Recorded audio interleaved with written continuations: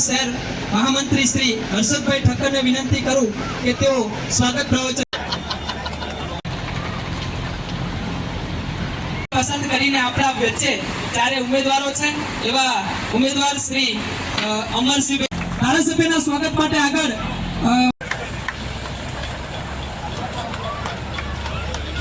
ભારતીય જનતા પાર્ટીની અંદર અમે આપ સૌને આવકારીએ છીએ। આપ સૌએ આ ખેસ ધારણ કર્યો એ બદલ આપનો પણ આભાર।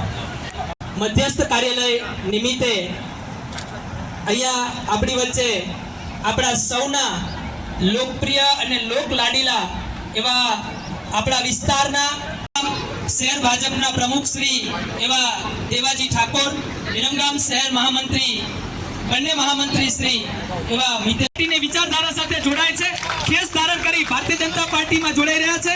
મુકેશભાઈ નટવરભાઈની સાથે તેમની સમગ્ર ટીમ જેઓ ભારતીય જનતા પાર્ટીની વિચારધારા સાથે જોડાય છે એવા સચિન ભગવદરિયાને પણ વિનંતી કરું તેઓ પણ Bharatiya Janata party ward number 1 ના આ ચૂંટણી કાર્યાલયના ઉદ્ઘાટન પ્રસંગે મારી સાથે મંચ ઉપર ઉપસ્થિત શહેર ભાજપના પ્રમુખ માન્ય દેવાજી ઠાકોર, અમારા જિલ્લા ભાજપના કોષાધ્યક્ષ અને આ વિરમગામ શહેરના પ્રભારી એવા માન્ય ડાયાભાઈ, મહામંત્રી માન્ય મિતેશભાઈ, માન્ય હર્ષદભાઈ, વોર્ડ નંબર 1 ના ભાઈ માન્ય અમરસિંહભાઈ, માન્ય કિશનભાઈ ઠાકોર એમના ધર્મપત્ની છે ઉમેદવાર, સાથે જ હમણાં જ વિરમગામ નગરપાલિકાના 26 તારીખના મતદાન પહેલાં જ જે 13 ઉમેદવારો બિનહરીફ થયા છે એમાંથી અહીંયા વોર્ડ નંબર 9ના અને વોર્ડ નંબર 6ના બિનહરીફ આપણા કાઉન્સિલરો અહીંયા ઉપસ્થિત છે।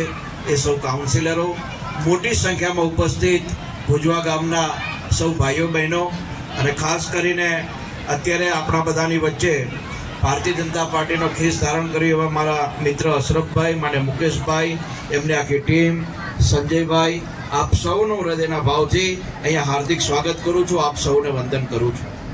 આમ તો ભુજવા ગામની અંદર જે આપણા ચારે કોર્પોરેટર હતા, અજયભાઈ, અનિલભાઈ, ભાઈ મિહિર, માનીય રતિલાલ, એ લોકોએ ખૂબ સારી રીતે ભુજવાની અંદર વિકાસ કરવાનું કામ કર્યું છે અને આજે જ્યારે પાર્ટીએ નવા 4 લોકોને ઉમેદવાર તરીકે આપણી વચ્ચે મૂક્યા હોય ત્યારે આપણા બધાની સ્વાભાવિક છે ફરજ બને કે આપણે ખૂબ સારા મતે આ ચારેય ઉમેદવારોને જીતાડીને ફરીથી ભુજવા ગામના વિકાસની જવાબદારી એમના માથે મૂકીએ। મારે વિશેષ કાંઈ કહેવાનું નથી એટલા માટે કે આટલું બધું કામ ભુજવાની અંદર નગરપાલિકાના માધ્યમથી છેલ્લા 4-5 વર્ષથી થયું હોય અને હવે જ્યારે આપણા બાકી રહેતા વિકાસના કામોને પરિપૂર્ણ કરવાના હોય ત્યારે આ ચારેય નવા ઉમેદવારો એ ભુજવાની આવનારા દિવસની જવાબદારી માથે લઈને ફરે એના માટે તમારે બધાએ અમને ખોબલે ને ખોબલે મત આપીને જીતાડવા એવી મારી પહેલાં તો આપ સૌને હૃદયના ભાવથી વિનંતી છે, અપીલ છે।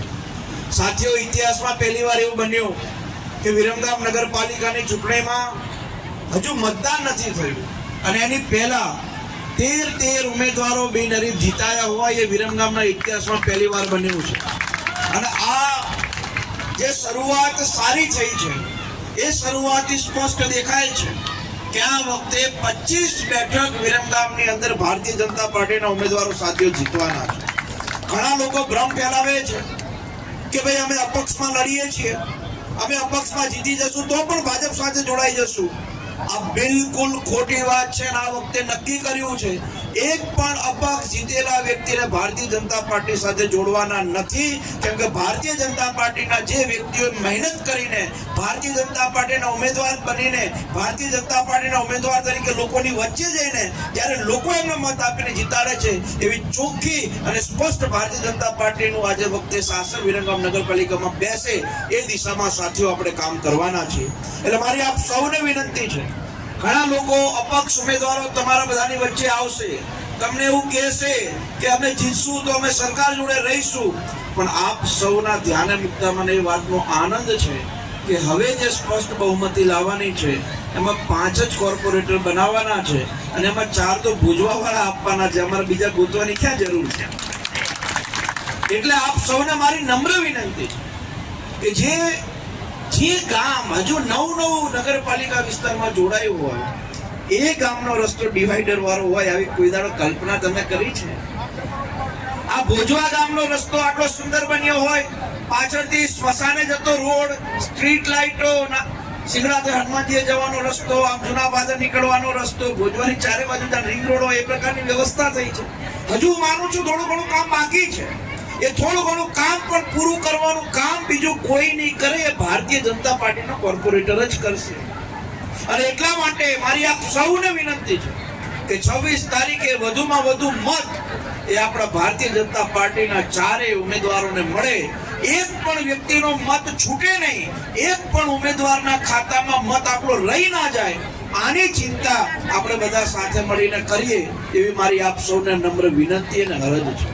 સાથીઓ, આપ સૌને ધ્યાને મૂકતા મને એ વાતનો આનંદ છે કે છેલ્લા કેટલાય સમયથી વિરમગામ નગરપાલિકાની અંદર વિકાસના મહત્વના કામો આપણે હાથ ઉપર લીધા છે.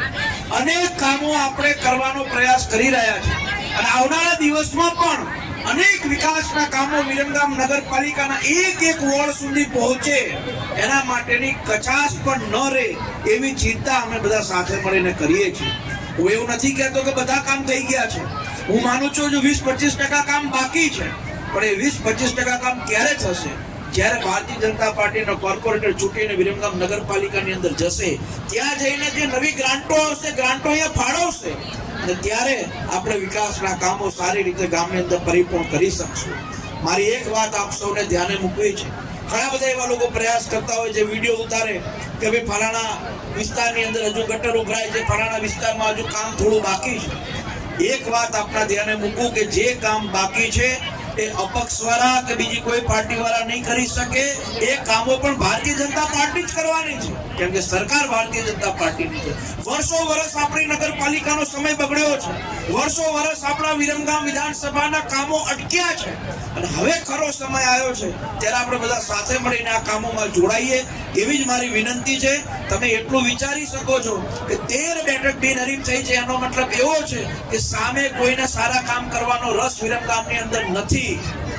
જે માણસોને સિમ્બોલ ઉપર માણસો ના મળતા હોય, કોંગ્રેસના સિમ્બોલ ઉપર કે આમ આદમી પાર્ટીના સિમ્બોલ ઉપર લડી શકે એવી સ્થિતિ નથી. આવા સંજોગોની અંદર આપણે બધા સાથે મળીને વિકાસના કામોમાં જોડાઈએ. આ વખતે યોગેશભાઈ, જહીરભાઈના પત્ની જનમબેન, આપણે અમરસિંહભાઈ, કિશનના ભાઈ, બીબીબેન, આ બધા આપણા વખતે ઉમેદવારો છે. ઘણા નવા લોકો તમારી વચ્ચે લાયા છે, જે લોકો કામ કરી શકે, લોકોનો વિચારી શકે, લોકો માટે દોડી શકે. અને અમારા પૂર્વ 4 કોર્પોરેટર ખૂબ મહેનત કરી હતી. ઘણા લોકોએ એમને કામ કરતા અટકાયા, ઘણા લોકોએ એમને કામ ન થાય એના માટેના પ્રયાસો કર્યા, ઘણા લોકોએ આ રોડ પોળો ન થાય એના માટેના અનેક ડિંડક કર્યા, પણ કોઈ ડિંડક કામમાં ન આવ્યું. અને આજે આપણે સુંદર મજાનો રસ્તો, સુંદર મજાનું કામ એ આપણે ભોજવાની અંદર સાથીઓ દેખાડ્યું છે. મારી આપ સૌને વિનંતી છે કે તમારા લાગતા ઓળખતા સગા સંબંધી આડોશી પાડોશીને કહેજો 26 તારીખે આપણે 4 ઉમેદવારને મત પડે અને કોઈ પણ મત આપણો ક્રોસ ન થાય એની ચિંતા આપણે બધા સાથીઓ સાથે મળીને કરવાની છે. એક વાત બહુ સ્પષ્ટ છે કે આ વખતે તમારે મુખ્યમંત્રીશ્રીને કીધું છે કે ગઈ વખતે અમારી 22 સીટ આવેલી, એ પછી અપક્ષો આપણી સાથે જોડાયેલા, એમ કરીને 28 સીટ આપણી થયેલી, પણ આ વખતે 25 સીટ સ્પષ્ટ બહુમતી સાથે જીતવી છે અને વધુ વિકાસના કામો માન્ય મુખ્યમંત્રી શ્રી આપણને વિરમગામ માટે આપે એની ચિંતા આપણે બધા સાથે મળીને સાથીઓ કરીએ. બસ એ જ મારી આપ સૌને વિનંતી છે. પુનઃ એકવાર આપ સૌ લોકો 26 તારીખે વધુમાં વધુ મત કરજો, ભારતીય જનતા પાર્ટીને વધુમાં વધુ મત થાય અને ગામના જે પણ યુવાનો છે જે નવા ભારતીય જનતા પાર્ટી સાથે જોડાયા છે એ લોકો પણ વધુમાં વધુ કામ ભારતીય જનતા પાર્ટી માટે કરે એવી મારી વિનંતી છે. આપણા કોઈ મતદાર અમદાવાદ હોય, બહાર રહેતા હોય, એમને પણ સમયસર મતદાન કરવા માટે બોલાવજો એવી મારી આપ સૌને વિનંતી કરું છું. પુનઃ એકવાર આપ સૌ લોકો આટલી મોટી સંખ્યામાં જોડાયા. સવાર 9 વાગ્યાથી અમે દેત્રોડ તાલુકામાં હતા એટલે અડધો કલાક હું મોડો પડ્યો એ બધા ક્ષમા પણ માંગુ છું, પણ આપે આ સુંદર મજાના કાર્યક્રમને સફળ બનાવ્યો છે એ બદલ સમગ્ર ભોજવા ગામની આખી ટીમ, વોર્ડ નંબર 1 ના સૌ આગેવાનો, વડીલો, માતાબહેનો, યુવાનો, આપ સૌનો ખૂબ ખૂબ આભાર માનું છું. જય હિન્દ, જય ભારત.